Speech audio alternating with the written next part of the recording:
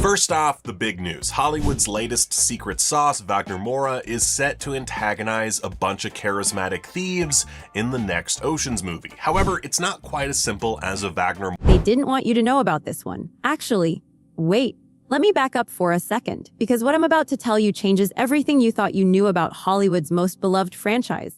And the reason I'm even bringing this up is because something just happened that the trades are trying to spin as casual business as usual. But you and I both know that's not what this is. Here's the thing though. Warner Brothers just greenlit 2 Ocean's movies at the exact same time. 2, simultaneously. And they're pretending this is just normal franchise expansion. Like they're just making another sequel and a prequel and everything's fine and dandy and nothing to see here. But you already know what I'm about to say, don't you? You already feel it. This isn't about movies. This has never really been about movies. Let me tell you about a man named Steven Soderbergh. Maybe you know him, maybe you don't. He directed the original Ocean's trilogy, the one with Clooney and Pitt and Damon and all those impossibly cool people walking in slow motion through Vegas. He made those movies sing. He gave them that jazzy, experimental, almost improvisational feel that made you feel like you were in on the joke. And here's what they don't tell you. Soderbergh walked away. He said he was done. He said the trilogy was very much concluded. Those were his exact words, very much concluded. And you know what happens when a genius artist says something is concluded in Hollywood? They drag him back anyway, but not this time. This time they're just moving on without him, like he never mattered. Like his vision was disposable. And that should make you angry. It makes me angry, because this is the pattern. This is always the pattern. But before I get to that, let me tell you what's actually happening. Because the news broke and everyone's talking about Wagner Moura. Yeah, the guy from Narcos. The guy who played Pablo Escobar. He's set to be the villain in this new Ocean's prequel. And listen, I like Wagner Moura. I think he's talented, but they're framing this like it's some kind of masterstroke. Like they discovered this hidden gem and now he's going to antagonize a bunch of charismatic thieves. And that's fine. That's all fine. But that's not the story. The story is that they're building a universe. They're trying to do what Marvel did. What Star Wars did, what every single franchise has tried to do since Disney figured out they could print money by connecting everything to everything else. Now here's where it gets interesting. Bradley Cooper is going to direct the prequel. Bradley Cooper, the guy who was supposed to just be in it, the guy who's been nominated for 12 Oscars. 12. And they just handed him the director's chair after Lee Isaac Chung walked away, or was pushed away. Depending on who you ask, creative differences, they said. That's the old Hollywood standby. That's what they always say when someone doesn't fit the machine anymore. When someone has a vision that doesn't align with the spreadsheets. Lee Isaac Chung made Minari. You remember Minari? That beautiful, quiet film about a Korean family trying to make it in Arkansas. That's not Oceans. That's not big, dumb, glamorous heist energy. So they parted ways. And Cooper stepped in. And nobody's asking the question that matters, which is why? Why is Cooper directing this? Why is he also starring in it? Why is Margot Robbie also in it? And why is this prequel set at the 1962 Monaco Grand Prix? These aren't random choices. Nothing in Hollywood is random. They want you to think it's random. They want you to think it's just creative people making creative decisions. But you're smarter than that. You know, just like I know that every single choice is calculated, every director, every location, every release date, it's all designed to maximize something. And that something isn't art, it's control. Let me slow down for a second. I want you to really hear what I'm about to say. Because this part matters more than all the casting news and the release dates and the box office projections. This part is about something deeper, something that bothers me on a level I can't quite explain. When I heard that Warner Brothers was building an Ocean's universe, I didn't think about the movies. I thought about the people. The real people. The ones who get chewed up and spit out by this system. The ones who have stories to tell but can't tell them because they don't fit the brand. Soderbergh is one of them. He made those movies what they were. And now they're just continuing without him. Like he was a contractor who finished the job and now they're bringing in someone else to renovate the kitchen. And that's how it works. That's always how it works. The people who build the house don't get to live in it. The people who create the magic don't get to own it. They get a paycheck and a thank you, and then they get shown the door.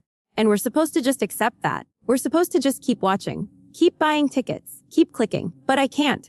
I can't just accept that. And I don't think you can either. Okay, I need you to stay with me here, because there's more. There's always more. George Clooney is coming back. He confirmed it. He said the budget's been approved. Production starts late 2026. David Leitch is directing, the guy who did Bullet Train. And the speculation is that Brad Pitt, Don Cheadle, Andy Garcia, and Julia Roberts are all coming back too. Matt Damon might be in. He might not be. Recent comments he made during promotion for the Odyssey cast some doubt. But Clooney seems confident. He seems bullish.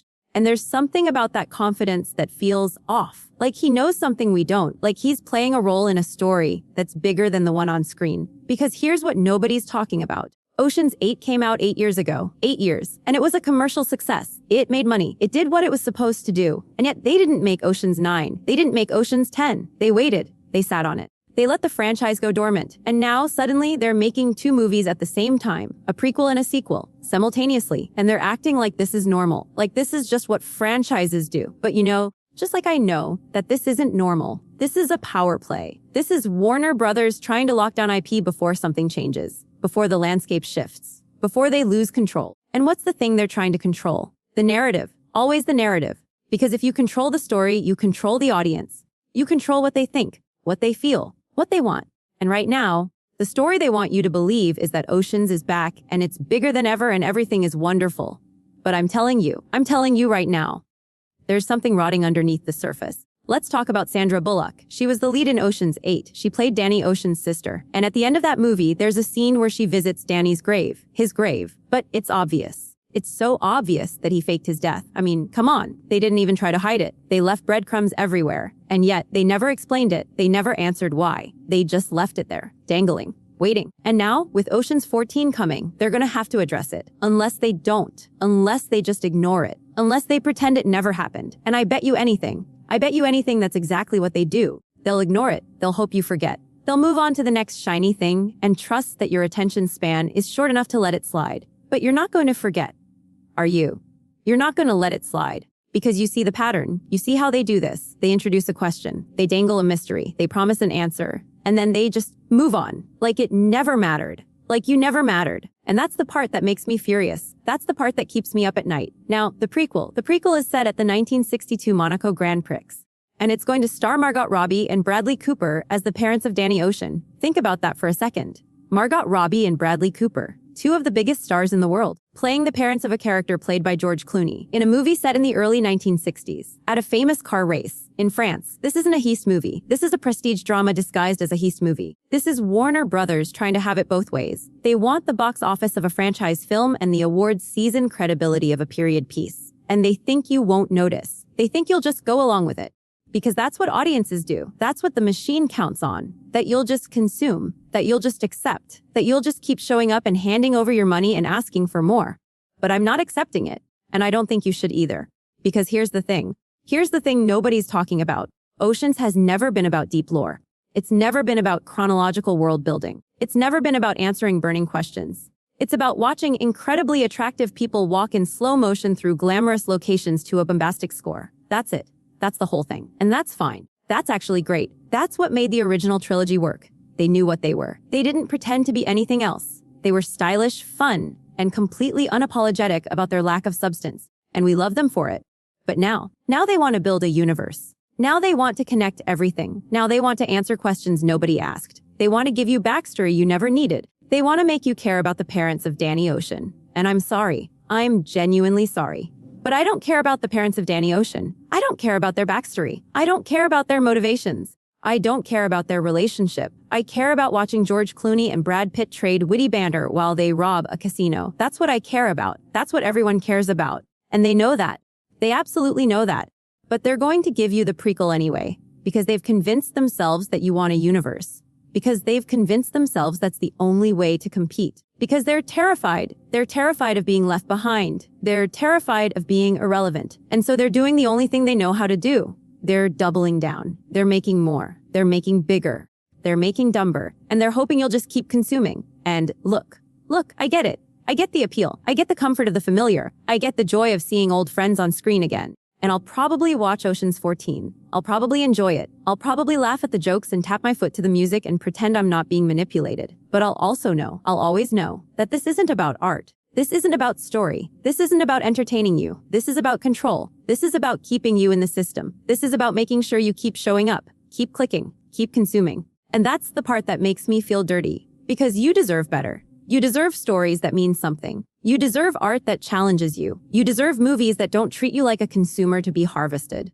And I know that sounds dramatic. I know it sounds like I'm overreacting to a couple of heist movies. But this isn't about the movies. This is about the pattern. This is about how everything is being turned into content, into product, into something to be packaged and sold and consumed and discarded. And we're all just going along with it. We're all just accepting it. We're all just letting it happen. And that's the real crime. That's the real heist.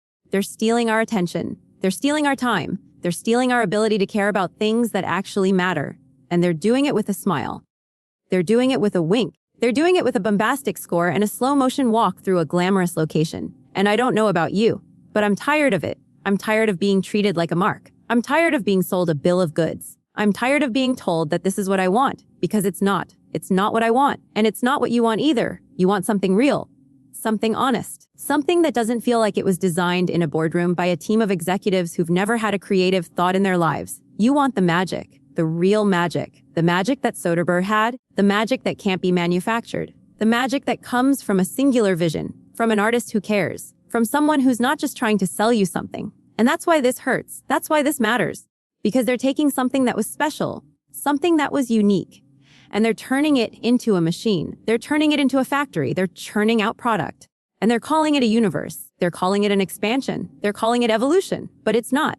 It's dilution. It's degradation. It's the slow death of everything that made the original work in the first place. Now, the comparison they're making is to Fast and Furious. And look, I get it.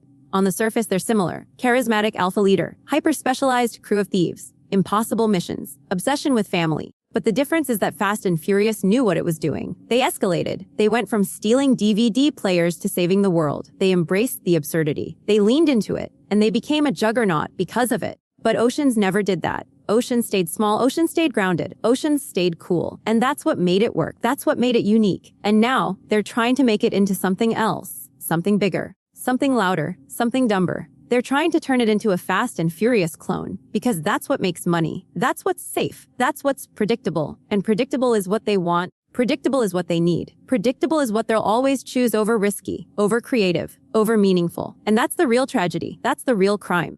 That's the real heist they're pulling off right in front of our eyes. They're stealing the soul of the franchise. They're replacing it with something hollow, something empty, something designed to be consumed and forgotten. And they're counting on you not to notice. They're counting on you to just keep watching, keep clicking, keep handing over your money. And maybe you will. Maybe you'll go see Ocean's 14. Maybe you'll watch the prequel on streaming. Maybe you'll buy the merchandise and post about it on social media and tell your friends how excited you are. And that's fine. That's your choice. That's your right. But at least now you know. At least now you see what's happening. At least now you're not being fooled. And that's why I'm telling you this. That's why I'm breaking this down. That's why I'm taking the time to pull back the curtain and show you what's really going on. Because I believe in you. I believe in your ability to see through the noise. I believe in your ability to recognize the difference between art and product, between passion and profit, between something that matters and something that's just content. So here's what I want you to do. I want you to think about this the next time you see a trailer, the next time you hear about a franchise expansion, the next time you're told that this is what you want. I want you to ask yourself, who's really benefiting from this? Who's really in control? And what are they trying to distract you from? Because it's never just about the movies. It's never just about the entertainment. It's never just about giving you a good time. There's always something else. There's always a deeper game. And the more you see it, the more you recognize it, the harder it becomes to be fooled. And that's what they're afraid of. That's what they've always been afraid of. A public that sees through the story. A public that asks questions. A public that refuses to just go along with it. That's the real threat to the system. That's the real danger to the machine. And that's why they're building universes. That's why they're expanding franchises. That's why they're connecting everything to everything else. Because if they can keep you distracted, if they can keep you entertained, if they can keep you consuming, then you won't have time to think about what's really happening. You won't have time to question the story. You won't have time to ask the important questions. But you're not like that. You're not the kind of person who just accepts the story. You're not the kind of person who just goes along with it. You see through it. You see the pattern. You see the manipulation. And that's why I'm talking to you. That's why I'm telling you all of this. Because you're awake, you're aware, and you're not going to let them get away with it. So let me ask you something. Let me leave you with this. What are they really doing with this franchise? What's the real play here? And what are they distracting you from while you're busy watching George Clooney walk in slow motion? I don't have the answer. Not all of it. But I know enough to know that something's wrong, something's off. And I think you know it too. I think you've known it for a long time. I think that's why you're here. That's why you're watching. That's why you're listening. Because you want the truth. You want the real story. And you're not going to stop until you find it. And neither am I.